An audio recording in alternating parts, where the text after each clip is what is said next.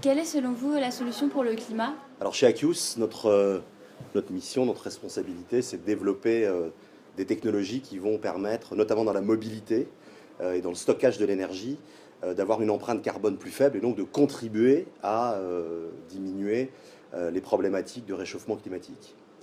Et au travers de notre expérience, et notamment du projet que nous portons aujourd'hui et que nous poussons, qui s'appelle Storage, et qui consiste à stocker de l'hydrogène pour faire avancer des véhicules, moi je retiendrai trois idées ou trois axes auxquels on devrait réfléchir pour améliorer la situation sur le terrain climatique.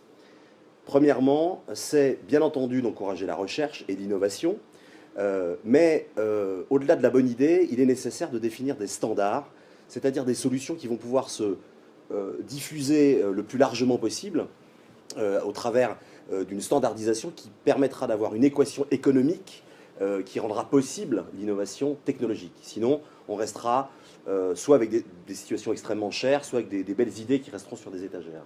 Donc cette idée de standard, c'est une piste très intéressante à pousser.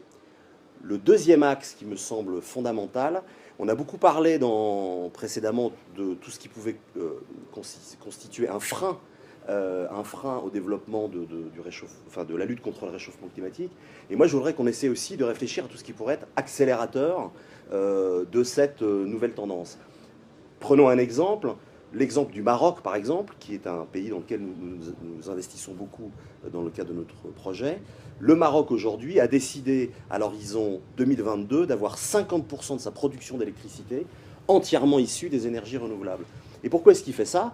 Il ne fait pas uniquement ça parce que c'est bon pour la planète, même si c'est in fine une très bonne solution.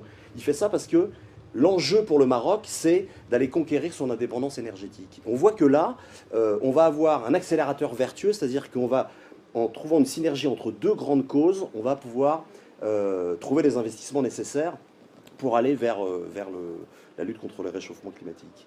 Et un troisième axe qui me paraît très important, c'est que les énergies fossiles ont été basées sur une économie géopolitique, basée sur des pays qui détenaient la manne du pétrole et d'autres pays qui les utilisaient, et donc une séparation finalement entre des régions productrices de pétrole et des régions utilisatrices du pétrole.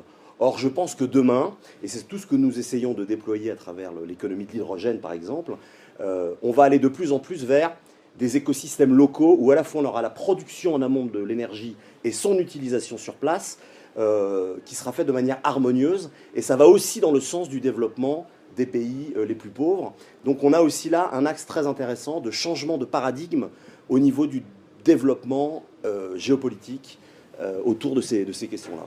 Quelles sont les énergies renouvelables que vous privilégiez actuellement? Alors, c'est là encore que l'empreinte dans la région considérée, il est bien évident que ce n'est pas dans le nord de la Norvège que le photovoltaïque va être le plus intéressant. Et à l'inverse, c'est probablement pas dans des régions de désert que l'hydroélectricité sera privilégiée. Chaque région, chaque pays va pouvoir miser sur son mix intime de production d'énergie, dès lors créer de l'électricité qui pourrait être stockée par exemple sous forme d'hydrogène, et en aval, cet hydrogène pourra être utilisé dans des véhicules. Et c'est tout cet aspect de développement local d'un écosystème complet de la production jusqu'à l'utilisation, en fait la verticalisation de l'utilisation de l'énergie, qui va aussi permettre le développement dans ces pays-là, et finalement l'institution d'une nouvelle économie, puisque le pétrole, en fait, l'ère du pétrole a généré une économie pendant 150 ans entièrement dictée par la manière avec laquelle c'était organisé. Et je pense que ça, c'est une immense source d'espoir